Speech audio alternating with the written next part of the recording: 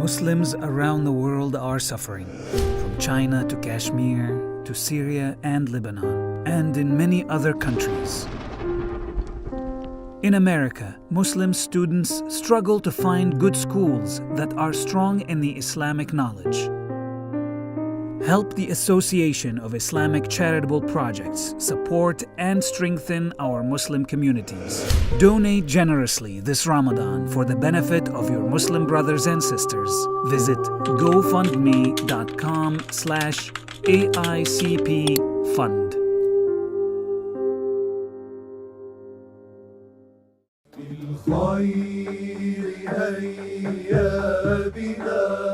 نلقاه في يومنا يا سادتي يا كرام سيروا لنيل المنى للخير هيا بنا نلقاه في يومنا يا سادتي يا كرام سيروا لنيل المنى سيروا لنيل المنى بسم الله الرحمن الرحيم الحمد لله رب العالمين وصلى الله على سيدنا محمد وعلى آله وأصحابه الطيبين الطاهرين. We start with the name of Allah. We praise and thank Allah the Exalted for all of the givings that He gave without Allah being obligated to give anything. And we ask Allah to raise the rank of Prophet Muhammad alayhi salatu wassalam and the ranks of his wives, believing relatives, companions, and those who followed them sincerely until Judgment Day. And we ask Allah to protect the nation of Prophet Muhammad sallallahu alayhi wasallam from what the Prophet feared for his nation. Thereafter, brothers and sisters, previously we mentioned the integrals of the prayer, all 17. I stopped a little short last time because I thought that I had a significant amount of an additional benefit to reach, but I was mistaken. Actually, it's a short amount. So really, we've practically completed all 17 integrals of the prayer. There was one other thing that the Sheikh mentioned pertaining to the judgment in the Shafi'i school, which is that whoever doubts about the number of cycles, it is mandatory for him to take the smaller number. This is what he mentioned at the end. Some other scholars, they were of a different opinion, and the Sheikh mentioned about going by those other scholars for the one who was severely afflicted by the waswasa, the whispers of the shaitan. He mentioned that Al-Imam Malik, he said that the one with whom the doubt persists, that is, their doubt about the number of rak'ahs, for example, persists. It sticks with them, this doubt. By him being stricken with it every day in one or more prayers, it is not permissible for him to take by the smaller number. So this is according to the madhab of Imam Malik. According to his methodology, the person who is persistently they're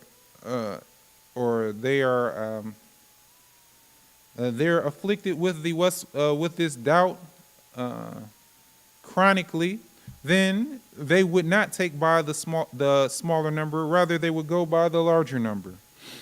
He said, rather, he acts opposed to that, meaning opposed to the smaller number, he would go by the larger number. If he doubted, did I do 2 or 3 rak'ah? According to Imam Malik, the person who was chronically stricken with this doubt, they would say 3 rak'ah. Whereas, according to the Shafi'i school, they would say 2 rak'ah because they are going to act in accordance with what they have certainty of. And the person who doubts if they did 2 or 3 rak'ah, as if they're saying they are certain they did 2, but they're doubting about the 3rd. He said, likewise is the judgment as pertains to ablution, to wudu. This greatly broadens the matter for the people. That is, it makes it easier for one, bringing ease to those afflicted by the severe whispers of the devil. Because there are among the Muslims, those who are severely hit with the whispers of the devil, to the extent that this doubt occurs to them a lot. They doubt, did I do 2? Did I do 3? Did I do 1? Did I do 2? Did I do 3? Did I do 4? For example. Or they doubt about what pertains to matters of purification. He said, what Malik concluded, yani Imam Malik, the judgment that he concluded, is a curing treatment for them, for those people who are afflicted with these severe whispers of the devil, and so it affects their prayer, so they doubt about how many rak'ah, for example, they have performed. This is a curing treatment. To follow the madhab of Imam Malik, it is a curing treatment, because then they are able to move on and not deal with that whisper the same way that they would have to according to some other madhabs. He said, thus, whoever wanted to implement that, let him learn the necessary matters of the prayer that are agreed upon between the two schools. For example, if a person learns the Shafi'i school, but now he wants to follow the Maliki school in this matter, then let him learn the things that these two madhabs agree about in what pertains to the prayer, and what he should learn among the differences between them. And there are certain things that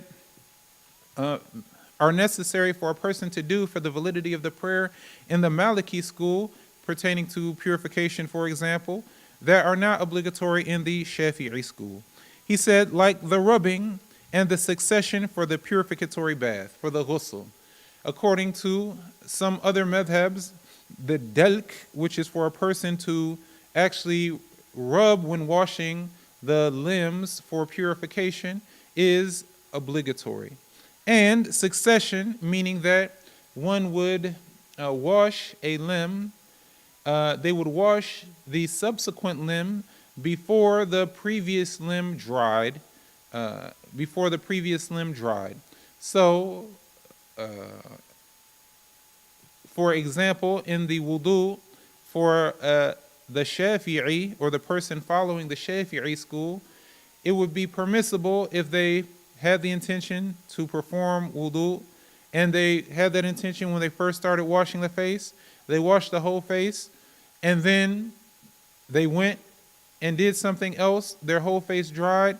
Then they came back and washed their hands up to including the elbow, and then they stopped and went and did something else till their hands dried, and then they wiped their head. They got their hands wet again and wet wiped the head, or even part of the head within the boundaries of the head, and then they let that dry, and then they washed their feet finally. Even if it was a significant period of time between each integral, this would still be valid according to the Shafi'i school. Yes, it's better to have succession, not allowing for the previous or former limb to dry before washing the latter. But it is not an integral according to the Shafi'i school. But according to some other madhabs like Imam Malik, these two matters, the dalk, the rubbing, and the succession, are integrals. As for the dalk in the Shafi'i school, if a person, for example, stood under running water and allowed the water to run over their whole face without them using their hand at all, and so the water reached the whole face from the normal hairline to the chin and from ear to ear, flowing over it, and they did that while they had the intention to perform wudu, then that would be sufficient. And likewise, if they put their hand under the water, so the water reached the whole hand, forearm, up to and including the elbow, without them actually using the hand to rub on that forearm, hand, or elbow, but all of that was reached by the water flowing over it, then this would also suffice. It would be enough. And if he, for example, touched the head with something wet without using the hand, this would suffice for wet wiping the head. And if he rinsed the feet in a similar manner without actually using the hand to rub the feet, but the water did flow on all of what is obligatory to be washed of the feet, then that would suffice according to the Shafi'i school. So using the hand to wipe is not mandatory. It is not integral.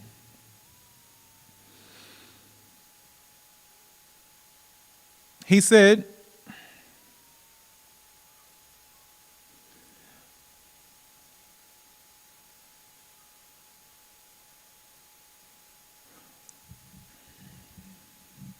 The famous saying of the obligation of rubbing and succession, according to their school, should not prevent one from implementing that lightening matter. That is, this matter that makes it easier for one, according to the Maliki school, by taking by the larger number if one doubted about the number of rak'ah that one performed.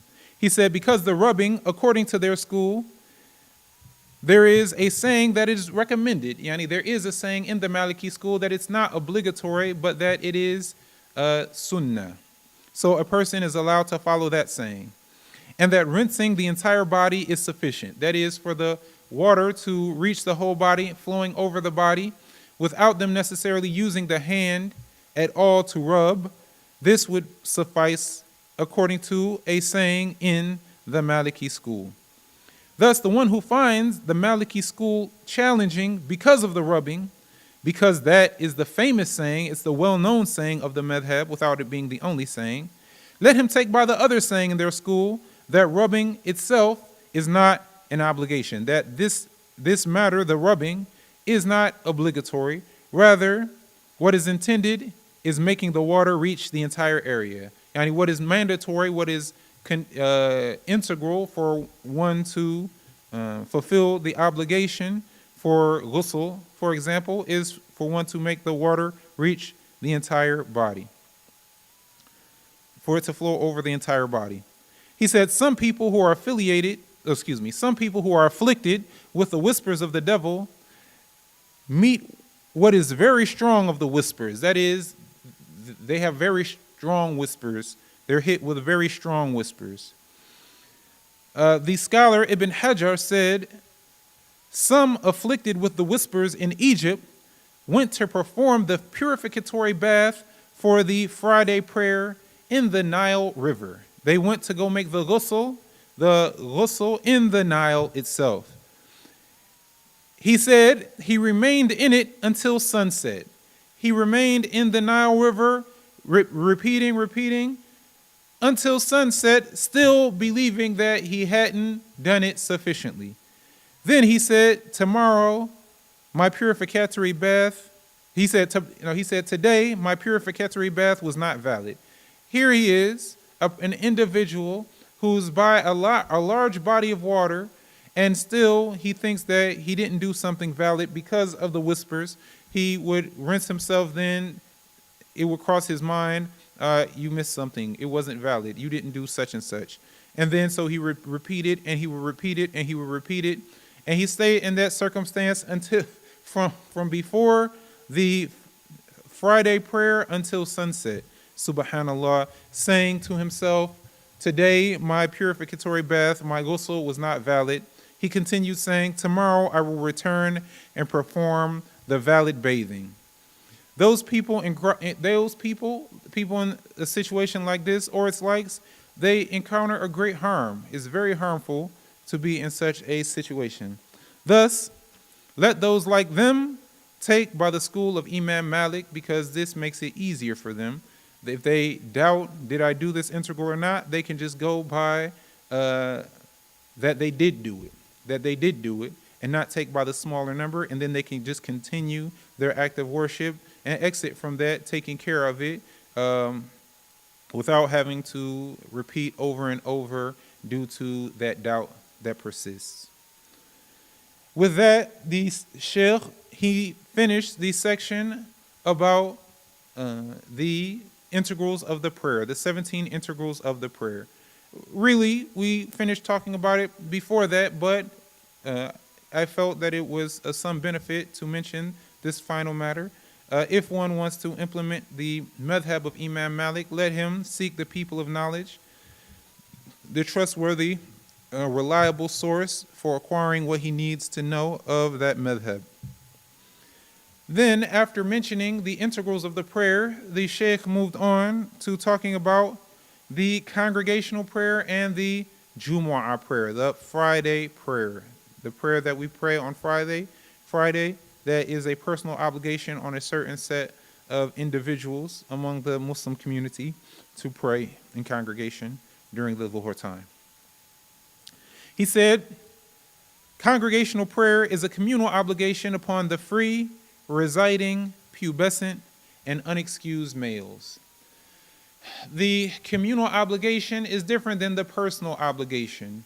The personal obligation means that everyone at whom this integral is directed must perform it themselves.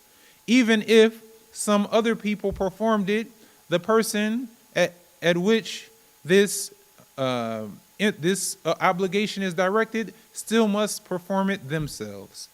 As for the communal obligation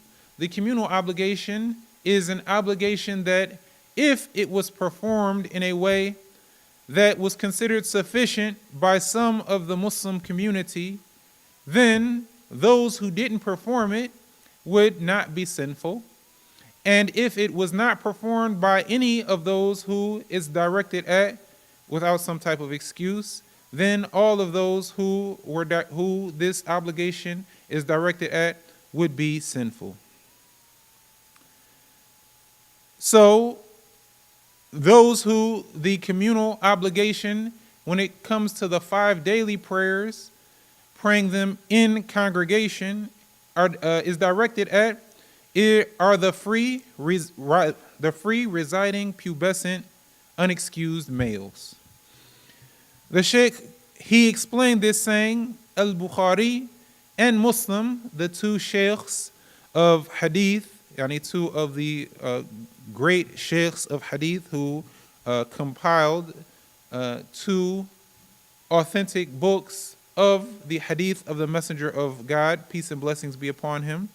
Both of these 2 Imams, they're narrated from the Hadith of Abdullah, son of Umar, may Allah accept them both, that the Messenger of Allah sallallahu alaihi wasallam said, Salatul jama'ati afdalu min salatil fadhi bi 27 darajah, which means the congregational prayer is superior to individual prayer by 27 ranks or 27 levels.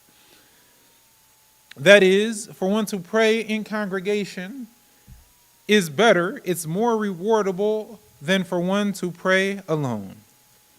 The Sheikh mentioned that Ibn Majah and Ad-Daraqutni, Ibn Hibban and Al-Hakim narrated from the hadith of Abdullah ibn Abbas, the great scholar and cousin of the Prophet sallallahu alaihi wasallam, and may Allah accept the deeds of Ibn Abbas and his father, that the Prophet alayhi salatu wassalam did say, Man sami'a an-nida falam ya'ti fala salata lah illa min udhr, which means whoever hears the call to prayer and does not attend, his prayer is disliked. That is, he loses reward in the prayer. So, for one to pray in congregation is better for them than to pray alone. The circumstance, the Sheikh mentioned, the circumstance in which the congregational prayer is a communal obligation is for the 5 daily prayers upon the free, residing, pubescent, unexcused males. Residing meaning the person is not in the state of a traveler. Excluded by males is the females, or are the females.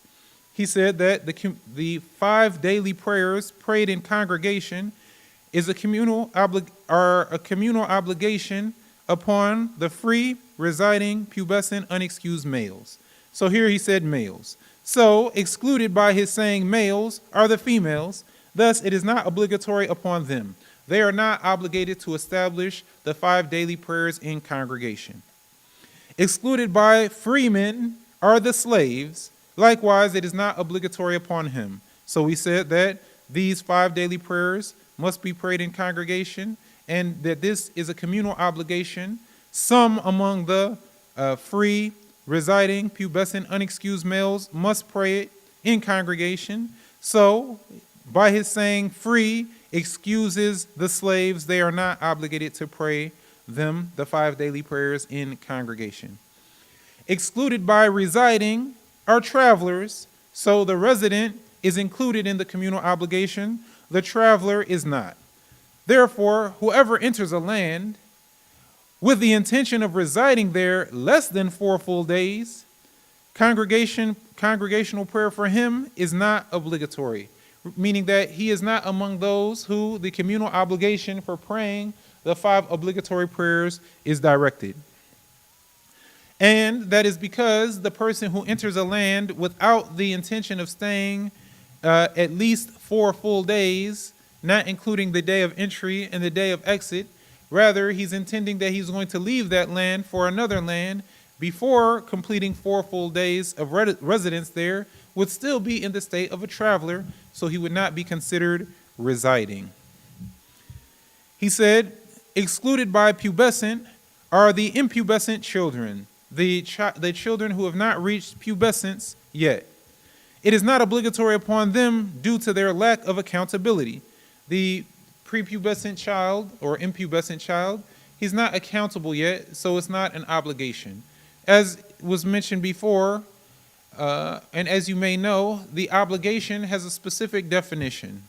And the obligation is that which its performer is promised reward and its neglector or its abandoner is threatened with punishment. So, they deserve punishment. So, the child, the impubescent child, he's not included in that meaning because the Prophet ﷺ said in some hadith that the pen is lifted from 3. And among those who the pen is lifted from, the pen is lifted for, is the child until he becomes pubescent. This means that if he does a deed that the religion deems prohibited, he will not be punished in the hereafter for that due to his lack of accountability. So we don't say that it is obligatory on the child. What we say is obligatory upon the adult. However, as we previously mentioned, it's still an obligation on the guardian to order the child to pray once they complete 7 lunar years, if they have reached a state of mental discrimination, and other matters that we mentioned in some of the previous sessions. He said, it is obligatory upon the guardian to order the mentally discriminate child with the congregational prayer and the Friday prayer. Of course, they are obligated to order this child with that if the child has reached a state of mental discrimination, being that they understand when addressed and are able to answer questions based on their comprehension while having completed 7 lunar years of age. If the child was mentally discriminate before the age of 7, the parent is not obligated to order the child to pray. Or if the child reached 7 but was not yet mentally discriminate, likewise, the guardian is not obligated to order the child to pray. He said, excluded by the unexcused. Again, we said that the 5 daily prayers prayed in congregation is a communal obligation on the free residing pubescent unexcused males. So excluded by the unexcused are the excused by an excuse among the excuses that drop the obligation of the congregational prayer. Like rain that soaks the clothing, and it is not with him anything to cover him. Or the excuses for abandoning the Jumu'ah prayer. Also, if a person has an excuse that allows him to abandon praying the Jumu'ah prayer, this communal, this prayer that is a personal obligation. If he has an excuse that allows him to neglect praying the Jumu'ah prayer in congregation, and so thus he would be allowed to pray Dhuhr, for example, alone, then he is also allowed to abandon the Jama'ah prayer.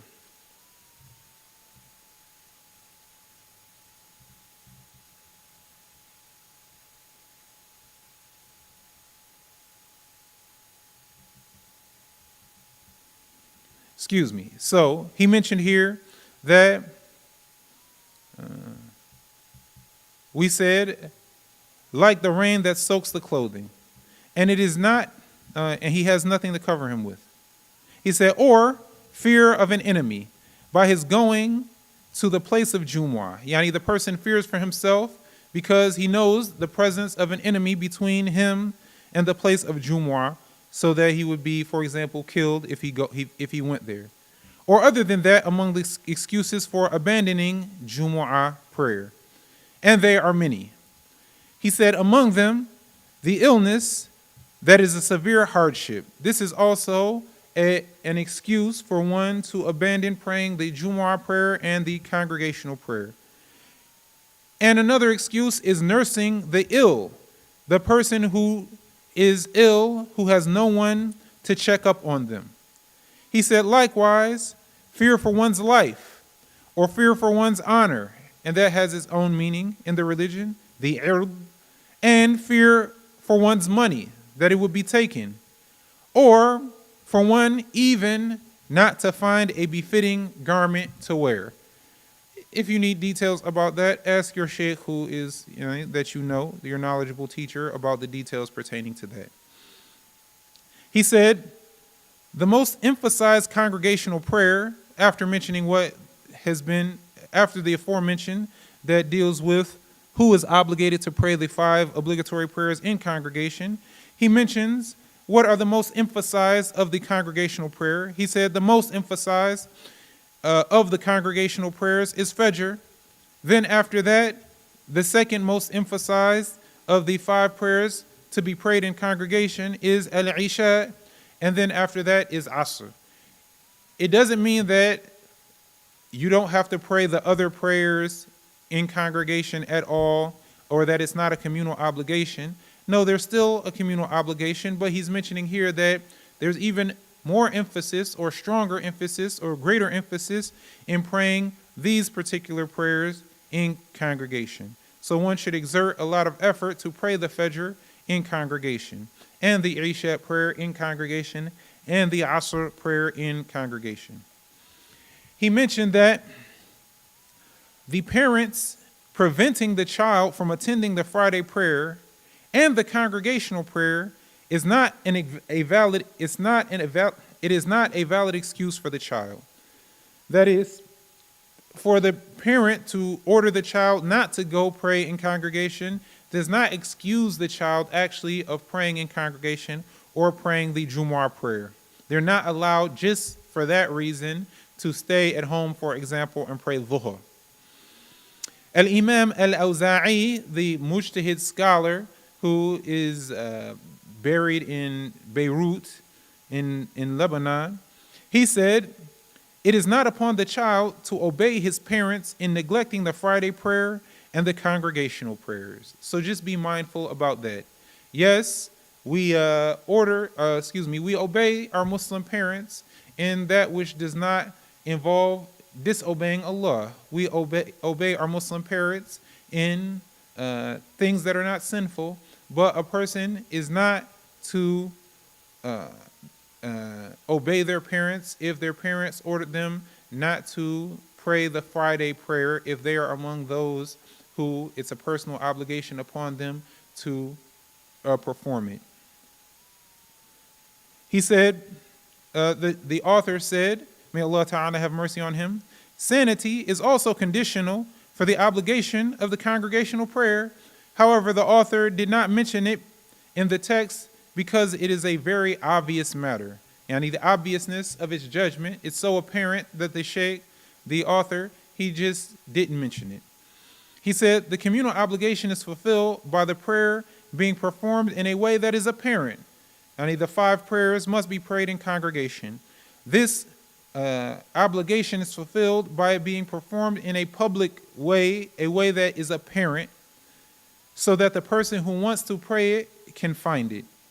The communal obligation, it must be performed, these 5 prayers must be performed in an apparent way by being performed at least in one apparent location if the land was small. If it was a small town, for example, a very small town, then these prayers, the 5 daily prayers, must be prayed in congregation, at least in one apparent location, one obvious location. Not like some people pray it in someone's basement, and so the person who wants to pray it, they don't know that that's going on. They have no idea because it's hidden in some way. Rather, it needs to be in a way that is apparent, that is more obvious. He said, and in a big land in multiple places. So if there was a very large town or a large city or the like, then it is necessary that the congregational prayers be performed in more than one location. One location in a large town would not suffice. He said, and they must be performed in a way that the seeker can reach them without an apparent hardship.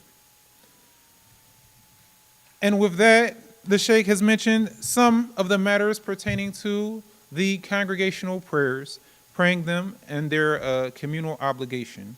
And some matters he talked about the Friday prayers as well. God willing, we will continue in this section bi'idhnillahi ta'ala in the following class. Walhamdulillah wa sallallahu ala sayyidina Muhammad wa ala alihi wa ashabihi at-tayyibin at-tahirin. La ilaha illallah. Allahumma salli ala sayyidina Muhammad wa ala alihi wa sahbihi wa sallim. Rabbi ighfir li wa lil mu'minina wal mu'minat. Jazallahu Muhammadan anna khayra. Assalamu alaikum wa rahmatullahi wa barakatuh. Muslims around the world are suffering. From China to Kashmir to Syria and Lebanon, and in many other countries. Even in America, Muslim students struggle to find good schools that are strong in the Islamic knowledge. Help the Association of Islamic Charitable Projects support and strengthen our Muslim communities. Donate generously this Ramadan for the benefit of your Muslim brothers and sisters.